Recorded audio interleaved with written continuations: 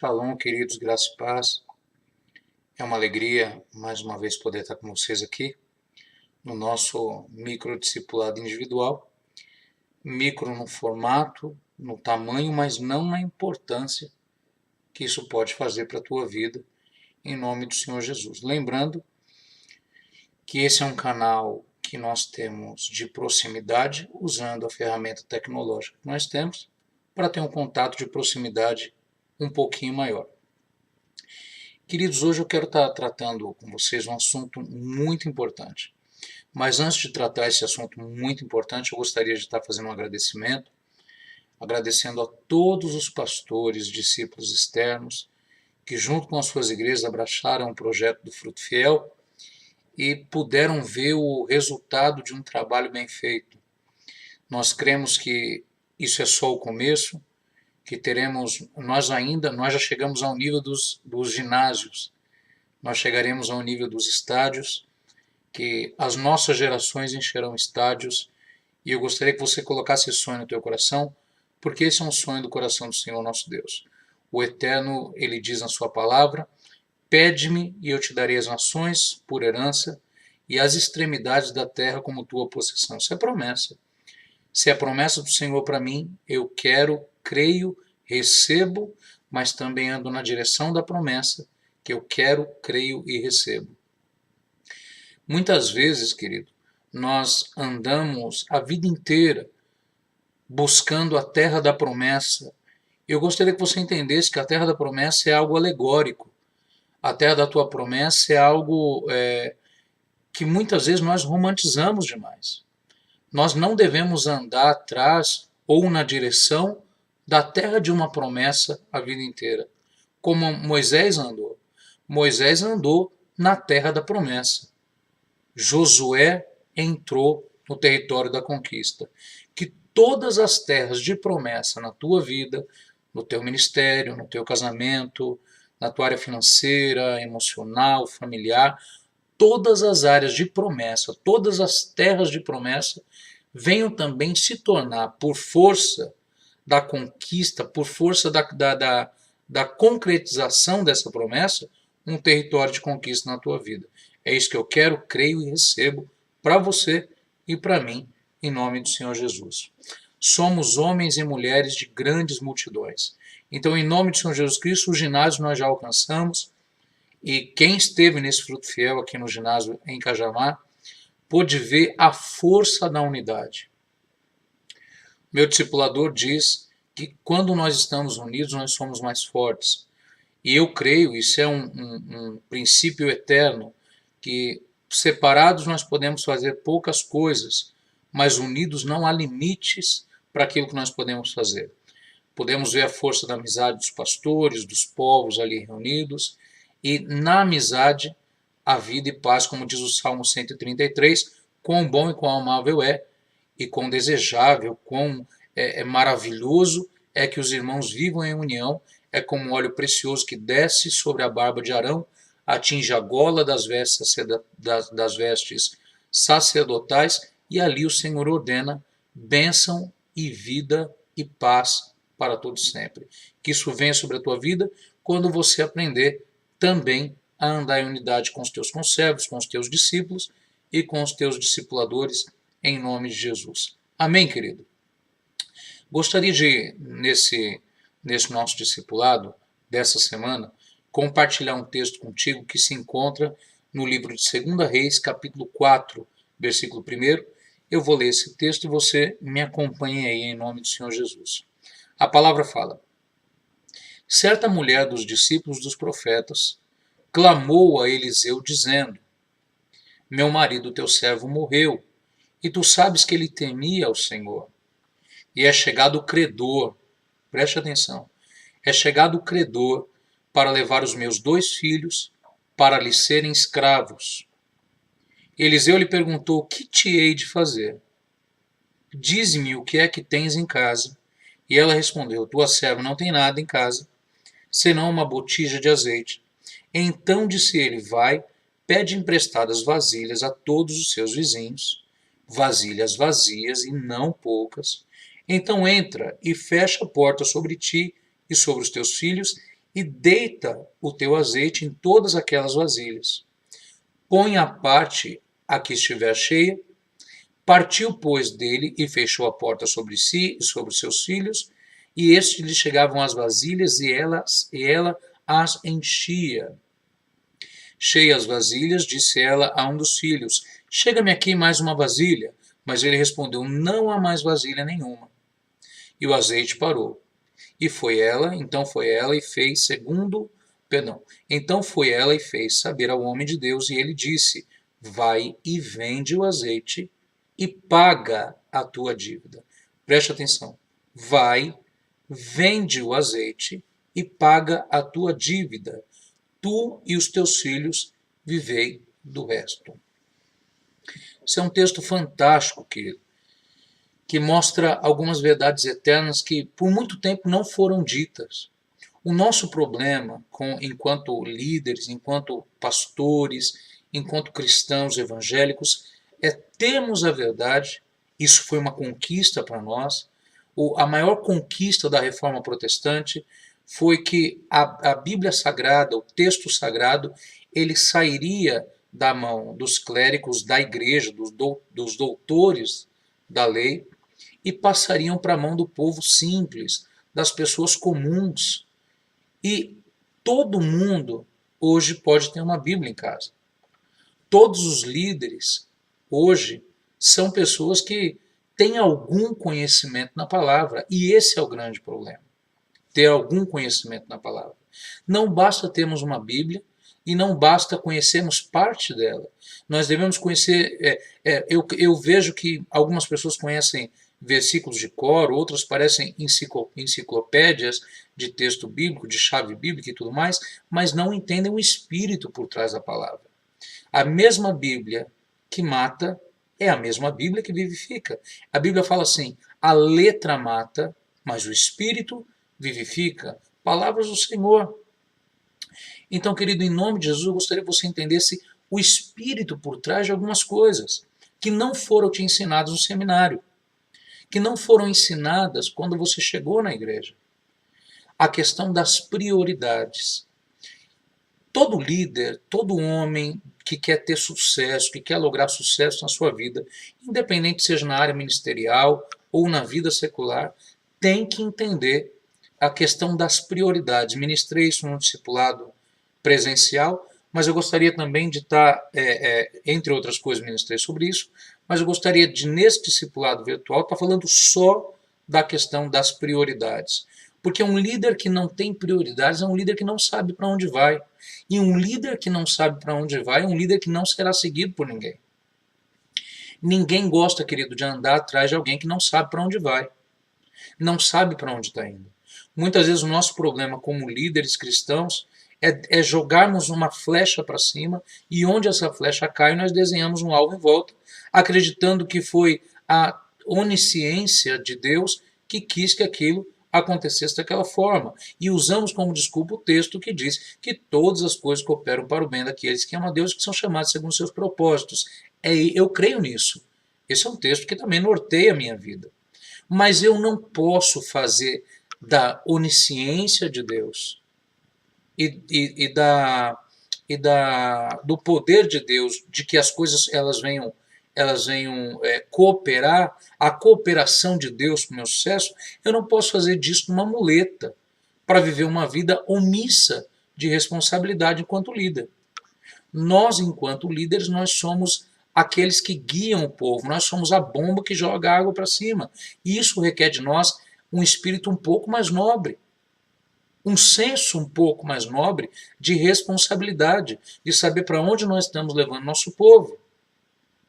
A questão não é essa. Todo pastor, pelo menos assim eu acredito, aliás, assim eu quero acreditar, porque realmente não acredito nisso, mas deveria ser o norte ideal de todo pastor, querer levar o seu povo, o seu rebanho, as ovelhas que lhe foram confiadas, a um lugar de descanso, a um lugar melhor, a crescerem na vida, a prosperarem, a romperem em todas as áreas e terem uma vida melhor, não só no porvir, mas nessa terra também.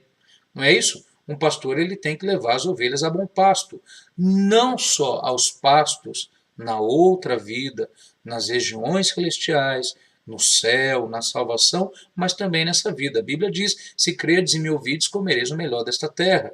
Amém? A Bíblia também diz, Jesus disse: eu vim para que tenhais vida e a tenhais em abundância. E uma vida em abundância, querido, não é uma vida de sofrimentos aqui, para que você receba uma glória lá, é claro. A gente sabe que no mundo nós teremos aflições, isso é a palavra do Senhor, nós sabemos disso. Mas que nós devemos ter bom ânimo. Jesus venceu o mundo. Porém, Jesus ele não tinha uma vida sofrível, ele teve uma vida de ministério, de trabalho duro, mas não foi uma vida sofrível. Eu não vejo Jesus passando privações, eu não vejo Jesus passando por vexames, por não ter recursos para alimentar os seus discípulos. Eu não vejo isso, muito pelo contrário. Certa vez eu perguntei quanto custaria a um homem poder manter 12 missionários no campo durante um ano. Faça a conta. Isso é muito simples. Jesus não era um miserável, não era um pobre. Ele era um pastor itinerante, um pregador itinerante. O seu rebanho o acompanhava. Ele era um formador de líderes, um formador de opiniões. E também era um missionário, era um profeta. Jesus tinha o seu ministério itinerante. E isso o privava de alguns luxos que a itinerância traz. Mas ele não era um homem miserável, muito pelo contrário. Jesus era um homem muito bem sucedido, que tinha para si e para alimentar mais 12 homens, aos quais, porque nenhum de nós entende o Senhor nosso Deus, o Senhor Jesus Cristo, como alguém irresponsável de tirar um homem do seu trabalho, do seu ganha-pão, como ele disse a Pedro: vem após mim, eu te farei pescador de homens. Então, é como se ele dissesse: larga esses peixes para ir e vem após mim, e eu te farei um pescador de homens. Eu farei de você algo mais sublime e te darei uma outra profissão. Uma outra profissão pressupõe um outro ganho. Não é isso que a Bíblia diz? Jesus ele mesmo diz: não há homem que tenha deixado pai, mãe, campo e tudo isso, que não venha receber ainda nessa vida uma recompensa por isso. Então eu creio nisso. Jesus era um homem bem-sucedido. E por que Jesus era um homem bem-sucedido? Todo líder bem-sucedido tem que saber de onde veio, para onde vai e como vai. Eu sei que você sabe de onde você saiu e faço votos de que nenhum de nós nos esqueçamos disso, porque se somos o que somos, é porque Deus é quem Ele é. Se nós estamos como estamos, é porque Deus nos tirou do império das trevas e nos trouxe ao reino maravilhoso do seu Filho, o Filho do seu amor, o reino de Deus. É isso que eu creio, é isso que você crê, é isso que diz as Escrituras. Então, querido, em nome de Jesus, não podemos nos esquecer de onde nós viemos.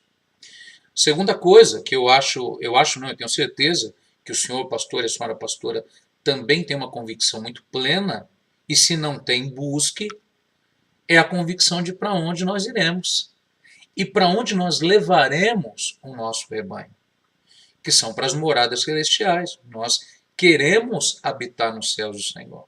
Nós queremos habitar com o Senhor nosso Deus na glória. E é para esse lugar que nós estamos levando e guiando o nosso povo. O problema não é de onde viemos e para onde vamos, o problema é como vamos. Eu vejo pessoas vivendo o ministério como se o ministério fosse um grande peso e vivendo uma vida cristã, uma vida de liderança, uma vida eclesiástica, com um peso quase sobre-humano. E não foi isso que o Senhor propôs. Jesus ele disse: vinde após mim e vós encontrareis descanso para as vossas almas. E aprendei de mim, porque eu sou manso e humilde de coração. Tomai sobre vós o meu fardo, o meu jugo é suave, meu fardo é leve. A Bíblia diz: lançai sobre ele toda a vossa ansiedade, porque ele tem cuidado de vós. Querido, eu não entendo o ministério como um peso. O ministério é o grande presente que o Senhor teu Deus te deu. Eu já disse isso e vou dizer de novo: Deus poderia ter escolhido muitas outras pessoas para colocar aí onde a senhora está. Mas Deus escolheu, na sua infinita sabedoria, na sua onisciência, colocar o senhor ou a senhora aí. Então não há pastor melhor para a sua comunidade do que o senhor e a senhora. Nunca se esqueça disso. A questão de como vivemos o ministério, não de onde saímos nem para onde vamos, mas como vamos, também passa, entre outras muitas coisas, pela questão das prioridades. Querido, o sucesso de qualquer líder, como eu disse no começo, no meio cristão, no meio secular, no meio eclesiástico, no meio secular, é determinado pela questão das prioridades que nós colocamos e como nós trabalhamos essas prioridades dentro da nossa vida. Por exemplo, se eu quero ter resultados que eu nunca tive, eu preciso fazer o que eu nunca fiz. Muitos de nós, queridos, estamos batendo, malhando em ferro frio com métodos e coisas que já não funcionam. Nós devemos buscar estratégias do Senhor, novas ferramentas para alcançar o êxito, lograr o êxito que você quer como líder. Não há líder que não queira sucesso. Porque um líder que não deseja um sucesso é uma pessoa doente. E nós não somos doentes, nós somos sarados, porque o médico das nossas almas nos sarou. Jesus nos sarou, curou nossa motivação, curou nossa vida, curou as nossas emoções. Então, quem tem uma emoção curada é uma pessoa que deseja sucesso, que deseja alcançar novos níveis. A questão é, não podemos alcançar novos níveis se nós não estamos dispostos a abrir mão daquilo que não dá mais resultado. Amém? O que eu quero dizer com isso, querido? Que não adianta você querer uma colheita diferente plantando da mesma maneira que tem plantado. É claro que nós não estamos falando de métodos mirabolantes ou ferramentas duvidosas, não é nada disso. Tudo aquilo que for bíblico e aplicável à tua geografia, à tua necessidade local, é muito importante. Então, querido, se adapte à nova realidade. Eu vejo algumas igrejas aqui em Aldo Cobertura que ainda usam velhos métodos de culto, velhos formatos de culto, aquela coisa de oportunidade para tanta gente, é gente em pecado, é gente que sobe lá e não sabe o que está falando e toma tempo e as pessoas estão cansadas e o teu culto não é um culto efetivo, muda o teu modo de culto. Isso tudo que eu estou falando, querido, é muito importante. É claro que o senhor é livre para fazer aquilo que o senhor quiser fazer.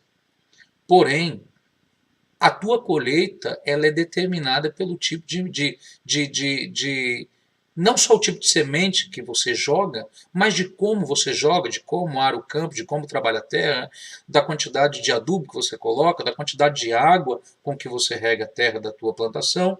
Então, tudo isso determina o teu sucesso. E priorizar o que é prioritário, que é o que eu quero enfatizar nesse vídeo, é muito importante.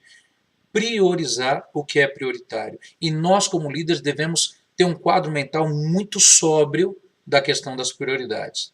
Porque há muito tempo nós invertemos isso, e por invertermos isso, nós passamos alguns apuros na vida. Nós entramos em tragédias auto-infligidas.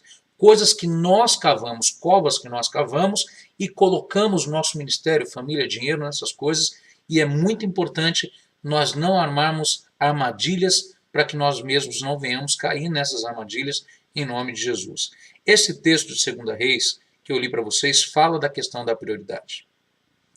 Quando nós nos convertemos, nós muitas vezes aprendemos errado. Nós aprendemos que Deus é acima de todas as coisas, depois vem o ministério, depois vem a nossa família, depois vem a nossa própria vida e depois vem as outras coisas, trabalho e tudo mais. E não é essa a ordem, querido. Você me desculpa se eu estou ofendendo a tua teologia, mas eu estou querendo te deixar claro algo que é muito importante. A Bíblia diz que Deus ele tem que estar acima de qualquer coisa na sua vida. Isso é ponto passivo.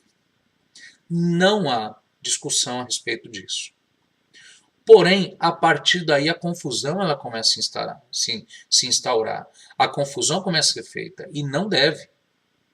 Esse texto aqui, a palavra diz que o profeta ele teve um encontro com uma viúva e essa viúva se identifica como a viúva de um dos discípulos dos profetas. Alguém que estava estudando para ser um profeta. Alguém que estava se preparando para dedicar toda a sua vida ao ofício profético. Alguém que seria um profeta por profissão, não só por vocação, mas por profissão. Moral da história, esse homem morre, essa mulher ela se vê sozinha, viúva, com 2 filhos e credores que vêm buscar os filhos como pagamento de dívida. De quem era essa dívida? Não importa se era dela ou se era do marido, se foi feita antes da morte do marido ou depois da morte do marido, isso não vem à baila. Eu quero te deixar algo muito claro, que como um homem de Deus, ele morre sem deixar algo construído para sua família. Como um homem de Deus, morre sem deixar um legado de bênção para sua família. Se aquele profeta não tivesse tido aquele encontro, é claro que nós queremos a providência de Deus, mas se aquele profeta não tivesse tido aquele encontro providencial com aquela viúva, aquelas crianças tinham sido vendidas como escravas. Eu quero te fazer uma pergunta: se aquelas crianças fossem vendidas como escravas, é claro que a gente está conjecturando, nenhum deles gostaria de ser profeta. Entende? Muitas vezes nós mandamos mensagens para dentro da nossa casa e para a mente dos nossos filhos, que são mensagens de que o ministério é sofrível, de que o ministério é ruim. Isso é muito complicado, porque muitas vezes nós largamos a nossa família, que deveria ser a nossa segunda e mais importante prioridade, Deus sobre todas as coisas, e a nossa família logo após isso. Quando eu digo nossa família, eu também estou incluindo a você e a mim. Porque nós só podemos amar o próximo como a nós mesmos se nós amamos a nós mesmos. Então, Deus sobre todas as coisas, você e a tua família nesse nível. Querido, cuide dos teus filhos. Minha irmã, cuide do teu marido. O teu marido é o teu primeiro ministério. Pastor, marido, cuide da sua mulher. A sua mulher é o seu primeiro ministério. Casal, os teus filhos são a sua primeira igreja, são a sua primeira célula, são o seu primeiro ministério. Não há ministério bem-sucedido diante dos olhos do Senhor que a casa é uma casa desarrumada. Quando o rei Ezequias ele está prestes a morrer, o profeta diz a ele: arruma a tua casa. Era um reino bem-sucedido, era um rei que tinha feito grandes coisas, era um rei que tinha andado conforme a vontade do Senhor, mas a sua casa estava desarrumada. Não adianta nós fazermos grandes coisas e saímos em cruzada evangelística, vai na vigília, volta da vigília, faz isso, faz aquilo outro, faz célula, faz casa de paz, faz encontro, reencontro, resgatão, rebanhão, e faz um monte de coisão e deixa a nossa casa para trás. Quando eu digo casa, eu não estou dizendo parede, eu não estou dizendo nada disso. Eu estou dizendo a qualidade de vida que nós proporcionamos à nossa primeira igreja. A tua casa, querido, é a tua primeira igreja. Amém? Deixa um legado positivo aos olhos do seu filho, dos seus filhos. Deixa um legado de que o ministério é algo espetacular, sobrenatural, é uma providência de Deus, é um presente para a tua família. É claro que nós sabemos que o ministério é difícil, tratar de vidas é complicado, mas, querido, é gratificante. Deus nunca nos ficou devendo nada. E eu não sei se você trabalha fora, se você está em tempo integral no ministério, mas o desejo de Deus e o meu desejo é que você fique integral no ministério, em nome de Jesus. É claro que você pode ter outros tipos de ganho, mas você não pode limitar a tua prosperidade. Mas se você puder ficar só no ministério, viva do altar, e o altar nunca vai ficar lhe devendo nada, em nome de Jesus, desde que você entenda a sua prioridade.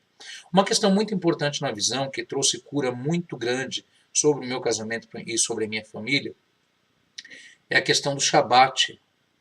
O que é o Shabat? É o dia do descanso. Você não importa se vai ser sábado, segunda, terça, quarta, quinta, sexta, não importa.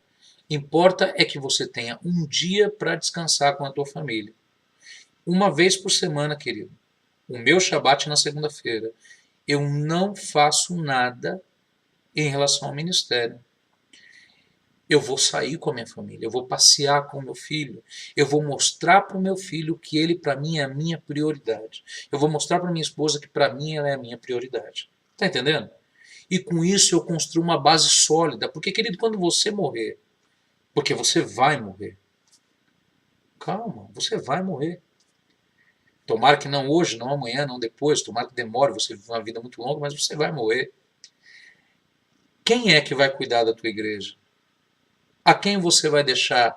A quem você vai deixar a cargo das ovelhas que o Senhor te confiou? Que Deus te honre e que os teus filhos assumam o pastoreio no teu lugar. O meu desejo é ver o meu filho assumindo a nossa igreja. Porque quando nós pensamos em ministério, nós não pensamos em algo para durar 10, 15, 20 anos. Nós queremos uma igreja que dure séculos. E quem é que vai pastorear essa igreja? Os nossos filhos e os filhos dos nossos filhos e os filhos dos nossos filhos e por aí vai. Mas para isso é importante que você coloque uma base sólida, de um legado positivo, de uma mentalidade de que o pastoreio, o chamado ministerial, é algo de graça, tá? É algo que manifesta a glória, a graça e a misericórdia e o cuidado do Senhor sobre a tua família. Cuide do seu cônjuge, dê atenção a ele. Eu fico vendo que essa mulher, a Bíblia diz que depois da multiplicação do azeite que ela vendeu o que? Ela vendeu azeite. O azeite simboliza a unção. Muitas vezes a unção é vendida porque não há preparação. A unção ela é vendida porque não há um pensamento de gerações. Aquele homem pensou num momento, pensou no seu sacerdócio, mas não no seu sacerdote como sacerdote da sua própria casa. Aquele homem não pensou no legado que ele deixaria. Deixe um legado positivo para que a tua família não tenha que vender a unção a qualquer preço. Em nome de Jesus, e viver da pouca unção que vai sobrar. Deus em primeiro lugar, você e sua família em segundo lugar. Depois disso, querido, vem a igreja. Porque se a tua casa não for bem pastoreada, tampouco será a tua igreja. A Bíblia diz que aqueles que não cuidam da sua própria casa, são piores do que os infiéis, do que os incrédulos, e já renegou a fé. Isso é palavra. Amém? Então que você entenda a questão das prioridades. Depois vem ministério, depois vem qualquer outra coisa que você possa colocar. Mas Deus em primeiro lugar, você e a tua família em segundo lugar. Por que eu digo que você também tem que estar nesse nível? Porque, querido, é bíblico, ferirei o pastor e as ovelhas se dispersarão. Então, para que não haja uma dispersão de ovelhas, você e eu temos que nos cuidar também, cuidar da nossa saúde, cuidar da nossa alimentação, cuidar do nosso peso. Eu tenho tentado cuidar do meu peso, não digo isso por hipocrisia, mas também tenho tentado cuidar do meu peso. Então, nós temos que nos cuidar para que as nossas ovelhas não se dispersem, em nome de Jesus. Deus te abençoe, coloque prioridades no seu ministério, gerencie bem a tua vida, gerencie bem o teu ministério, para que todas as coisas te vão bem, em nome de Jesus. Beijo no teu coração, shalom, shalom.